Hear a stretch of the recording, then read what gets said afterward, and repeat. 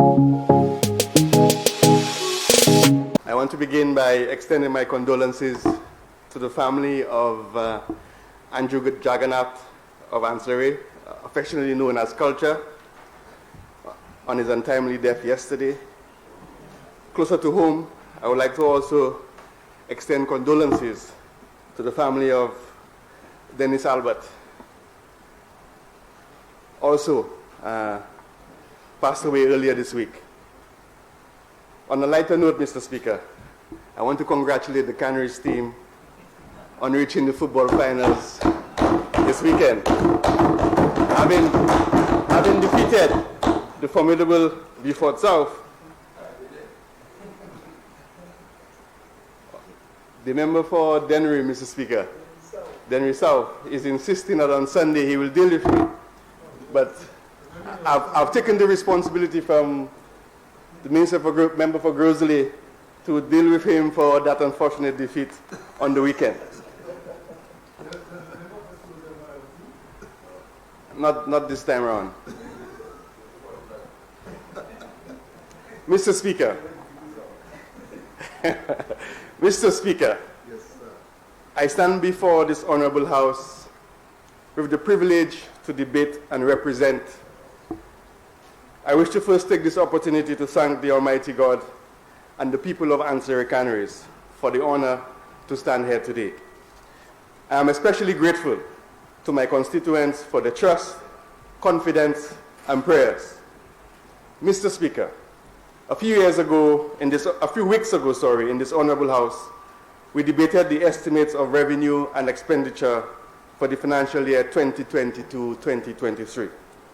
Mr. Speaker, our government's policy statement and rationale for focusing this budget on empowering our people, transforming our economy, is foundational. Mr. Speaker, the plan of expenditure presented by this government lays the groundwork for St. Lucia's recovery. Mr. Speaker, 2 days ago, the Honorable Prime Minister presented the largest budget in our history, a budget that defines the roadmap for St. Lucia, a budget that characterizes our value system, inspires trust, hope, and confidence in our people, our communities, and our partners. Mr. Speaker, although, to use the sporting analogy because everyone used it yesterday, although we are in the early innings phase, I am encouraged that we will achieve our objectives.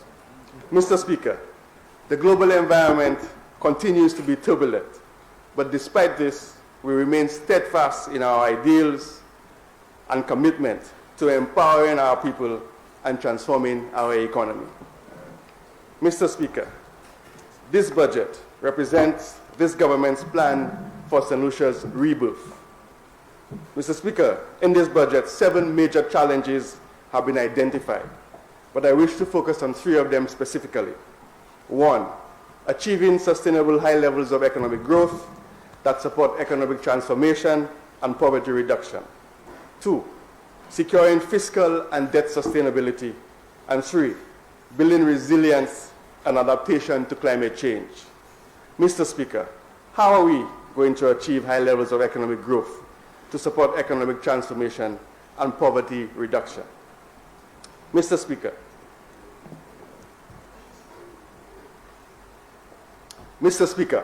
we must first focus on the fundamentals and getting it correct. Mr. Speaker, you could practice your jump shot 8 hours a day, but if your technique is wrong, then you become very good at shooting the wrong way. I too am a sports enthusiast, and at times I recall the quote from Michael Jordan, "Get the fundamentals down, and the level of everything you do will rise." Similarly, the saying that rising tide lifts all boats is associated with the idea that an improved economy will benefit all participants, and that economic policy, particularly government economic policy, while focusing on broad economic outcomes, must consider all players. Mr. Speaker, in this budget, we have identified some deliberate policies, some new and others that are ongoing to support and promote this new era of our development. Mr. Speaker, this government is committed to making us proud to be St. Lucian, a pride that is demonstrated in our way of life as the people of this beautiful land. Mr. Speaker, creating a defined space for the youth as economic actors is fundamental for our sustainable development. Young people have a proven capability to lead change that is a vital and valuable investment for now and the future. Mr. Speaker, having targeted policies to promote youth as assets is a priority of this government. Mr. Speaker, our plan to invest and empower in our youth to realize their potential for training, mentorship, business advisory support, and the provision of financing is at the core of our transformation strategy.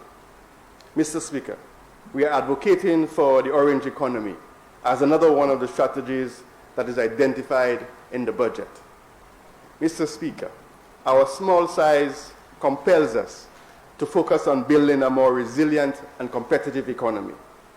By embracing the orange economy, specifically innovation, as a tool to ignite and change the current status quo that we have grown so accustomed to, we recognize there is a need to rethink our approach, our systems, our lax corporate culture, business models, and ecosystem that defines us. We can see the goalposts, yet to get through, we must agree on the game plan. Defining our strategy for this transformation journey is critical at this juncture. Additionally, Mr. Speaker, as a government, we have the responsibility to demonstrate and champion these efforts as we seek to reposition our economy on the growth path. Mr. Speaker, there is a clearly defined role for the government in innovation, creating the enabling environment that will foster an innovative and resilient business sector. The administrative structures of government need to be reformed to be as agile and responsive to the demands of the private sector. Mr. Speaker, we have the ongoing digitization project, which we expect to see the rollout of more digital government services. Mr. Speaker, I just want to highlight that our small size is a plus. Being small allows us to be nimble and flexible. Mr. Speaker, looking beyond the pandemic requires us to think outside the box. Mr. Speaker, we transitioned quickly to alternative work arrangements in the last 2 years because of the pandemic. But now that we are returning to an adjusted in-person world, how ready are we for this? Mr. Speaker, what are the lessons learned from the pandemic that we can leverage to encourage productivity and competitiveness in the public and private sectors? Mr. Speaker, I will leave the lessons of the pandemic for another session in this Honorable House, as I want to focus my attention on some initiatives under my direct responsibility as Minister in the Ministry of Finance, Economic Development, and the Youth Economy. Mr. Speaker, we have engaged in discussions with our development partners and have secured financial and technical support for some major initiatives, new and ongoing. The Millennium Highway West Coast Road, a Hall of Justice, the Grosley Police Station, St. Jude's Hospital, the Blue Economy, renewable energy, street lighting, just to name a few. Mr. Speaker, over the years, we have suffered from low implementation of our capital programs for many reasons. The low implementation is a concern for this Honorable House and every St. Lucian. Mr. Speaker, this concern becomes even more apparent when we come to this Honorable House to request authorization to borrow, whether on the RGSM, from our international financial partners, the Caribbean Development Bank, the World Bank, the Export-Import Bank, or the Kuwait Fund. Mr. Speaker, this is a very serious matter. The Honorable Prime Minister indicated that our public debt now stands at $4.13 billion, 90.6% of our GDP. Inherited, might you, Mr. Speaker. Mr. Speaker, the government strategy has been to lengthen the maturity profile, reducing the cost of borrowing and rollover risk over the medium term. However, Mr. Speaker, we need to improve the rate of implementation of the capital program to further reduce any potential risk and cost.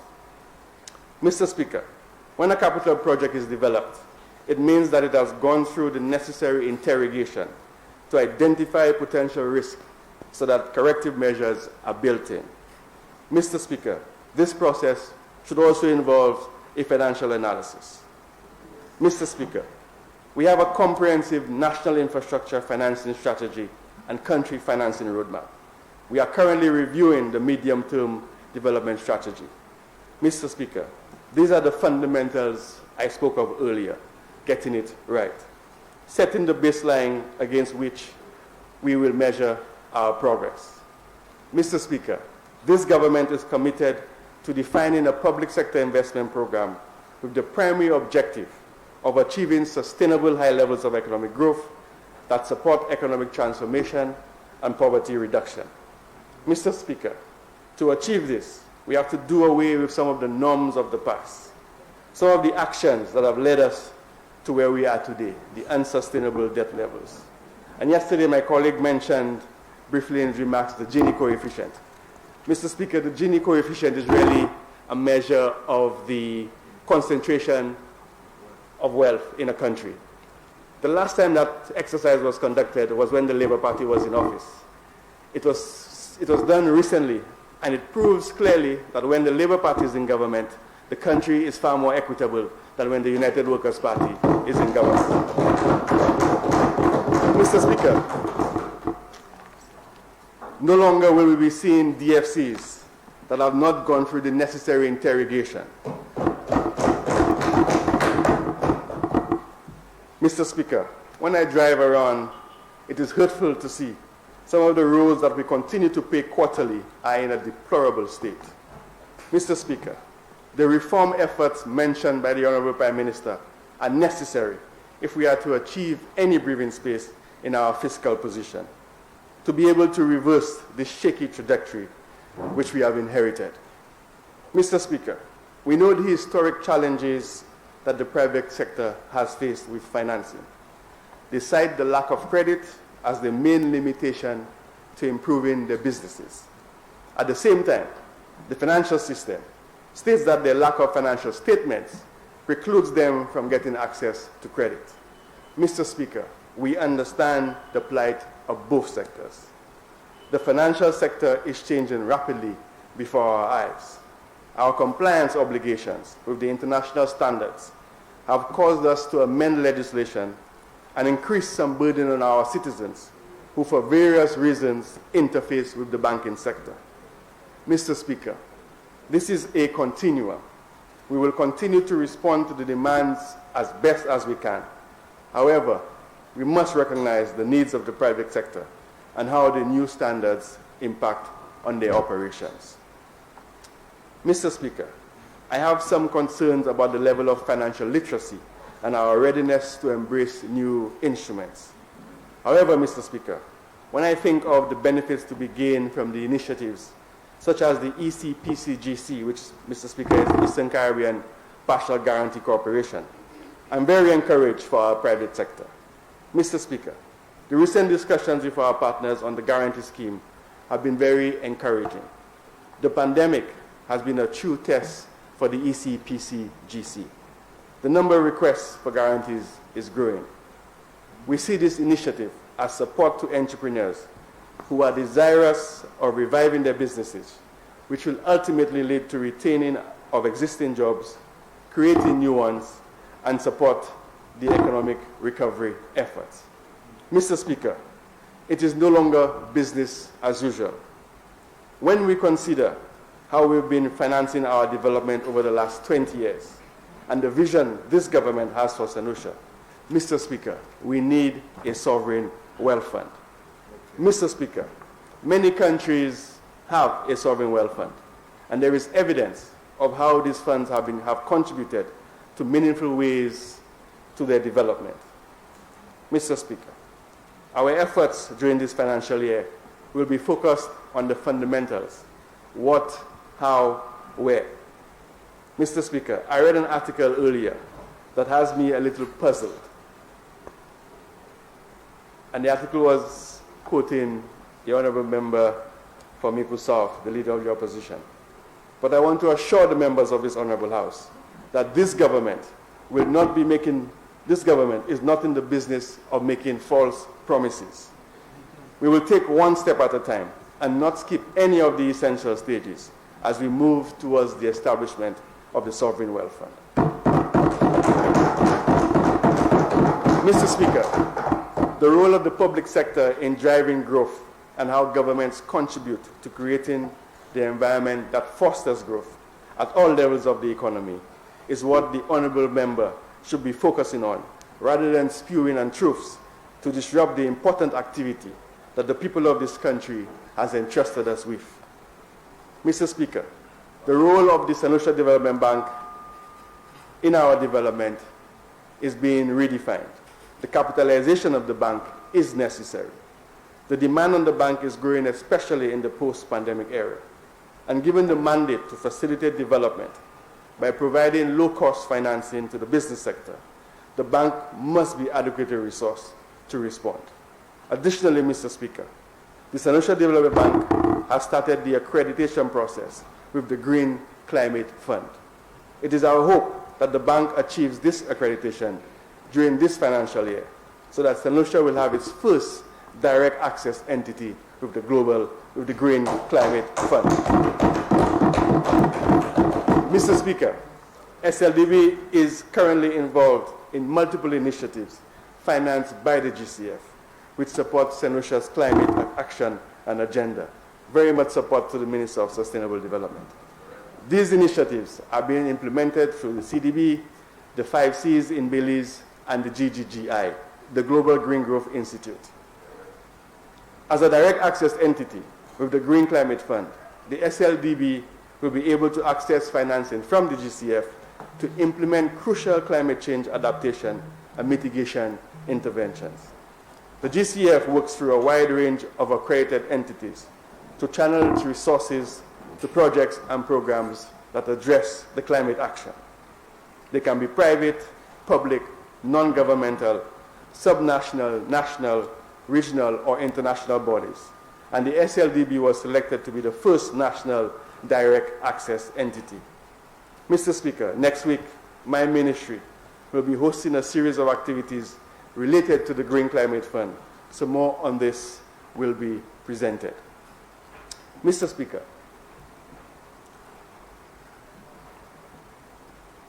the government has established a strong national climate change framework, including a 10-year national adaptation plan process, priority sectoral adaptation strategies and action plans, and a nationally determined contribution process.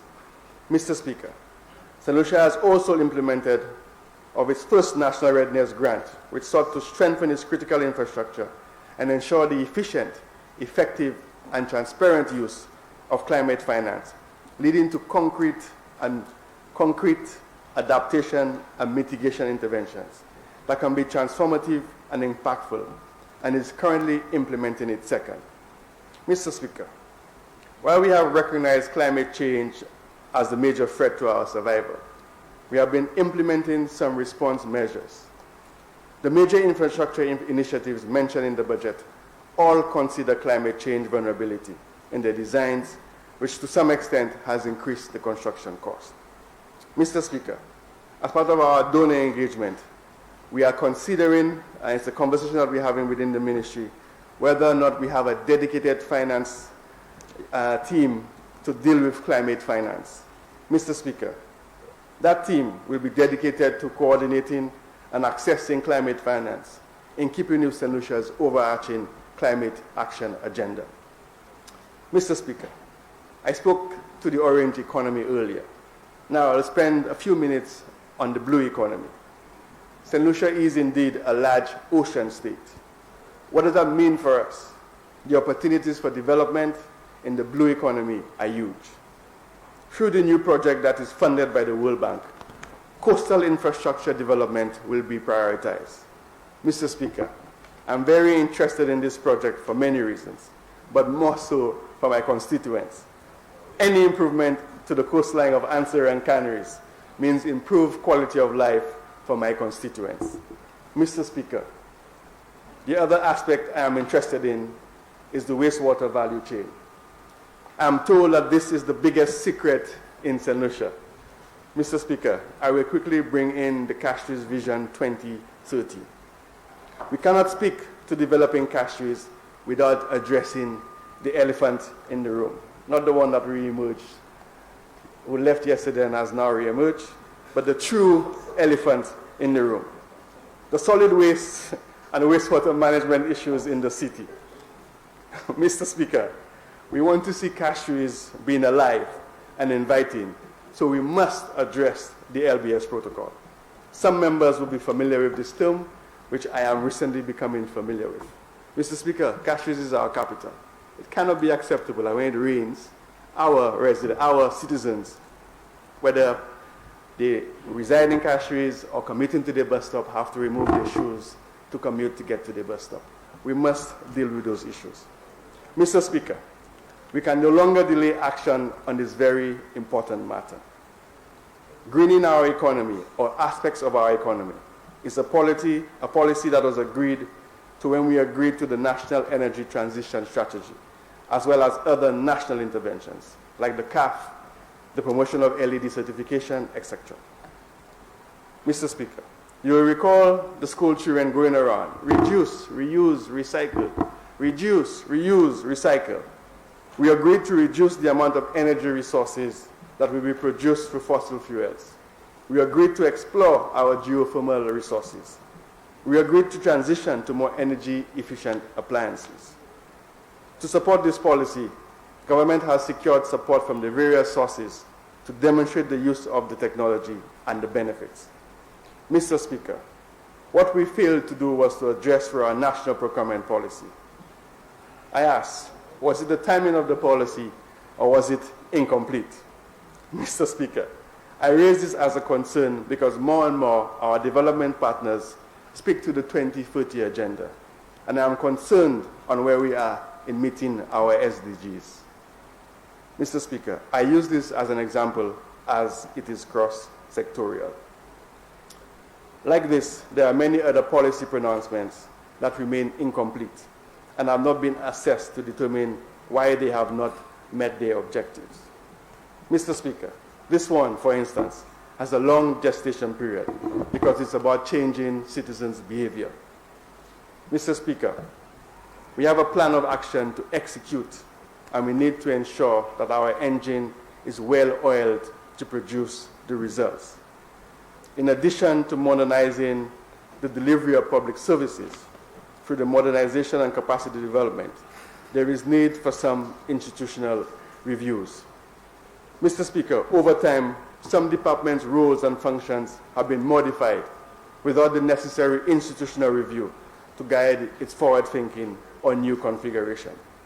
Mr. Speaker, the time has come for us to reflect on where we are, who we are, what we are doing, and why we are doing it. Mr. Speaker, I am proposing to start with my ministry during this financial year so that as a team we could deliver the outcomes pronounced in the budget efficiently. Mr. Speaker, it would be remiss of me not to take a few minutes to discuss St. Jude's. Yesterday, the member for Sozel Saltibus made reference to a particular report which he insisted was on the desk of the Prime Minister. But what he neglected to tell the House, Mr. Speaker, that report was commissioned by the former member of Economic Development and the former parliamentary representative for Castries Southeast. And on page 162, Mr. Speaker, that very same report says, and I quote, "We do see a great value present in the works completed to date and believe the project is salvageable and could be converted into a facility that can properly serve the needs of St. Lucia." Mr. Speaker, I repeat that again. St. Jude's. The very same report that the member for Castries for Sozel referenced yesterday, on page 162, which he neglected to mention, says the following, and I quote, "We do see a great value present in the works completed to date and believe the project is salvageable and could be converted into a facility that can properly serve the needs of St. Lucia." They commissioned the report, Mr. Speaker. so they're fully aware of the terms and the words in the agreement. One did not wonder why the last administration never wanted the report to be laid in Parliament, as the very report which they quote from to defend their decision to abandon the buildings contradicts that very decision. We are all left to wonder whether they intend to spend $100 million or to build a hospital. Mr. Speaker, the evidence suggests that St. Jude's was a vehicle for a spending spree. And I'll stop here. I will let the rest of the information speak for itself. But it appears, Mr. Speaker, that it was a vehicle for a spending spree. Millions of dollars of materials and equipment bought for the project cannot be accounted for. The level of secrecy of the project undertaken by the last administration was so pronounced that not even the Ministry of Health officials were involved in the project. Mr. Speaker, how can you proceed to construct a hospital with no engagement with the Ministry of Health and other relevant stakeholders? And we heard the member for Sozel yesterday saying, move on with the consultation, no more consultation, just get on with doing it. It's a feature of what his government stood for.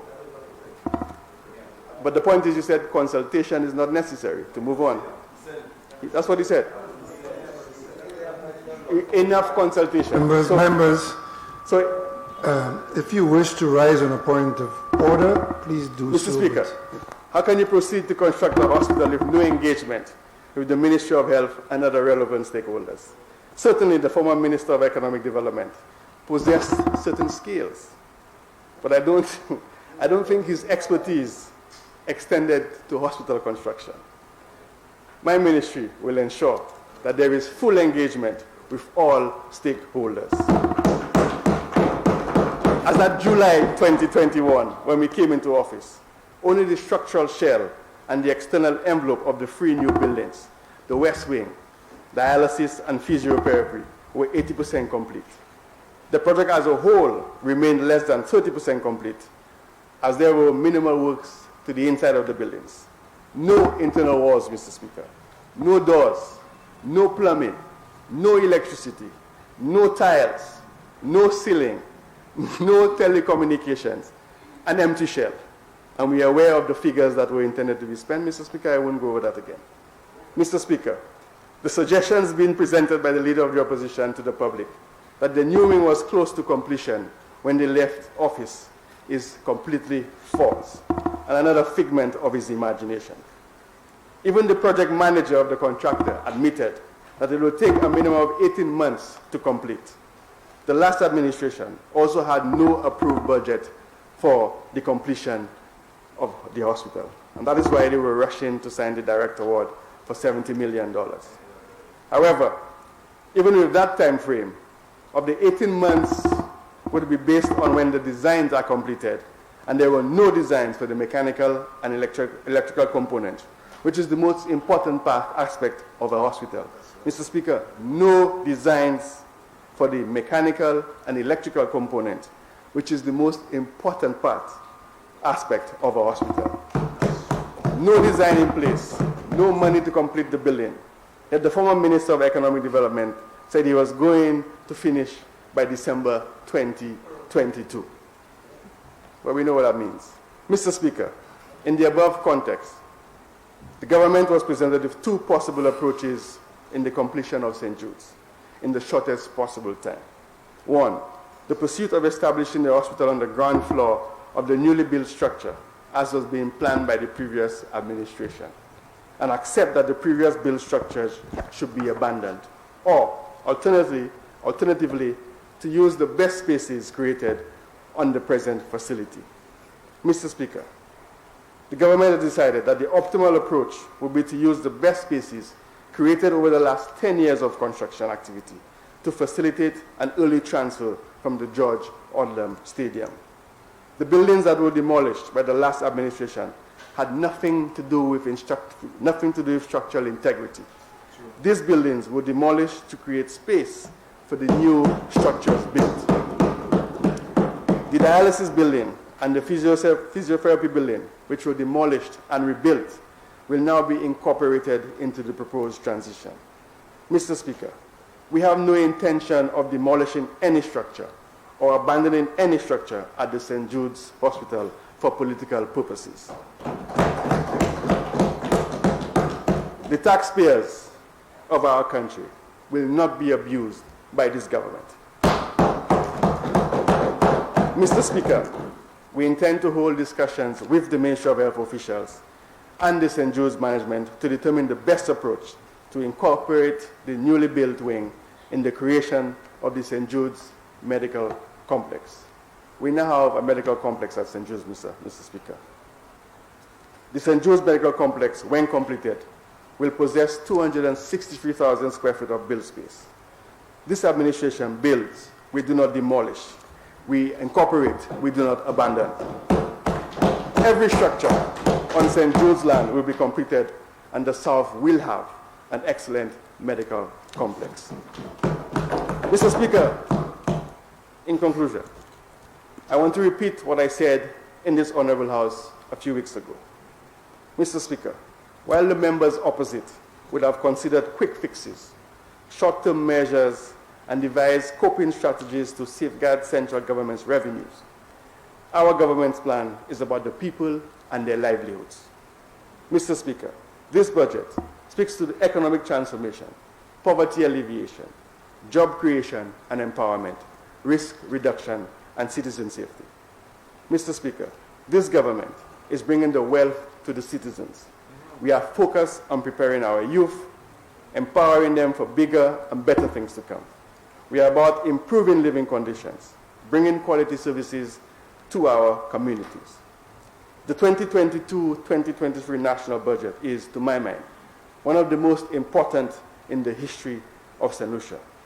Mr. Speaker, we admit that our experiences, be they positive or negative, make us who we are. In that same manner, a country's experiences influences and shapes its future. Mr. Speaker, I wholeheartedly support the policy statements for the 2022-2023 budget. 2022-2023 budget. Devant Assam. Thank you very much, Mr. Speaker.